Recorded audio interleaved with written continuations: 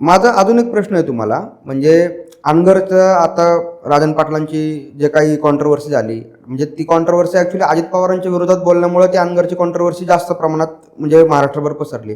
पण अनगरचा एकंदर जो तुम्ही त्या इतिहास बघितला तर तिथं गेले 38 वर्ष 40 वर्ष एकच घराणे जे सत्ता गाजवतं आणि एक प्रकारची दबंगगिरी चालू आहे. अशाच काही ठिकाणी परत एकदा आपण चित्र बघितलं तर बिनविरोध निवडणुका झाल्या. तर बिनविरोध निवडणुका होणं आणि एक प्रकारे बाहुबली कल्चर जे आपल्या उत्तर भारतामध्ये आपल्याला बघायला भेटतं मोठ्या प्रमाणामध्ये, ते बाहुबली कल्चर कुठेतरी महाराष्ट्रात रुजतंय किंवा बिनविरोध निवडणुका होणं हे एक फॅड बनते, हे फॅशन बनते, असं तुम्हाला वाटतं का? मुळात कुठेच निवडणुका या बिनविरोध होत नसतात. बरोबर. तुम्ही निवडणुका लढवा. बिनविरोध निवडणुका म्हणजे काय? त्या ठिकाणी साम दाम दंडभेद वापरला जातो. समोरचा उमेदवारच उभा केला जात नाही, त्याला पैसे दिले जातात.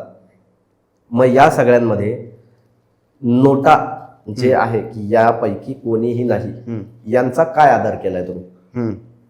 भले ते 5 असू दे, 10 असू दे, 15 असू दे, कुणी का असू.